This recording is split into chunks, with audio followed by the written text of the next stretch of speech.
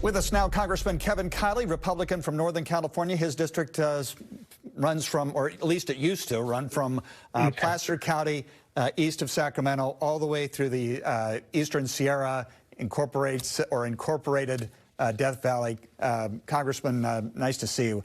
Thanks for taking the time. He joins us from Washington, D.C. So let's start off with the government shutdown. You have been one of those voices saying the House needs to be in order. We need to get this thing done.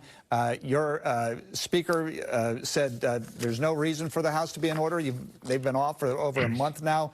How does it stand? Have you heard any rumors that there's going to be movement soon? Things have been a little more encouraging this week, although it's been kind of back and forth. As you said, the House has not been in session now for 6 straight weeks. And these were weeks that the House was actually scheduled to be here. And we had a lot of activity planned in terms of oversight hearings, in terms of legislation to mark up. And for whatever reason, the Speaker of the House has just decided to cancel these 6 weeks entirely, which has also made it a lot more difficult for the House to be relevant in terms of getting the country out of this mess. So I am strongly opposed to that decision. I've actually been in D.C. myself for several weeks now, trying to do whatever I can to encourage some sort of bipartisan discussion to get us moving in the right direction, which actually I have had some very constructive conversations. And there have been some signs this week that maybe things are moving in the right direction, but obviously the government remains shut down, and it is an absolutely terrible thing for the country. Will anything move on the Republican side without the president getting involved?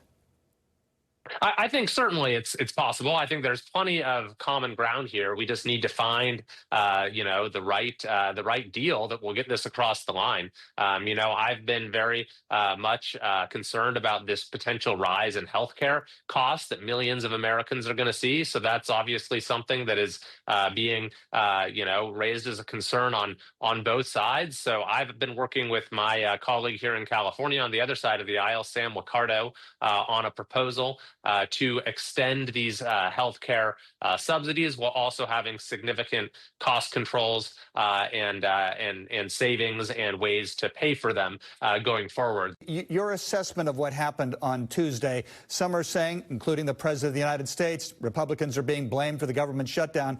Others are saying, no, this was actually about the cost of living, and that too many people saw the president not just overseas so often, but putting in gold-laden toiletry in his bathroom, and it was completely out of touch, and it was a message sent to your party to get back to the basics. How do you see it?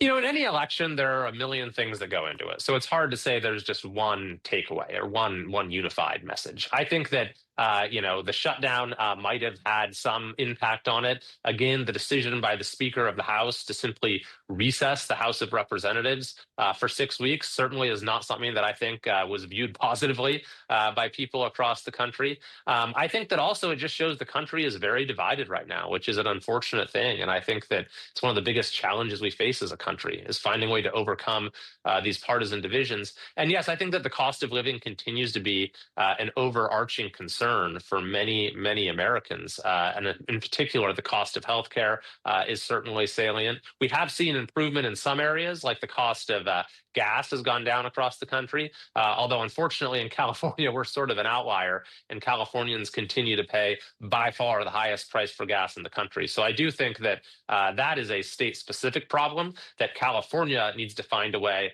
to lower its energy costs and to lower the cost of living, which far outpaces the rest of the country.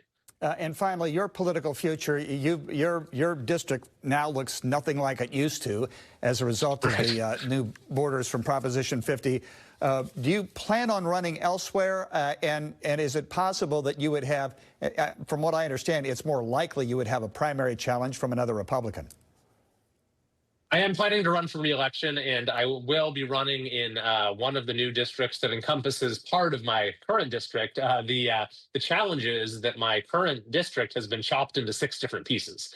So it's a very agonizing decision because under this new map, there's no way that I can continue to represent all or even most of my current constituents. So there's actually 6 different choices I have And I'm going to be talking with folks throughout my district about what the best path forward is. But at this point, I'm not sure where exactly which of the six I'll be running in. Congressman Kevin Kiley, Republican from Northern California, joining us from Washington. And also, I should point out, a former teacher at Manual Arts High School in Exposition Park, which I think set you up for your congressional career, that experience. Congressman, thanks for taking the time. And of course, thanks for having me.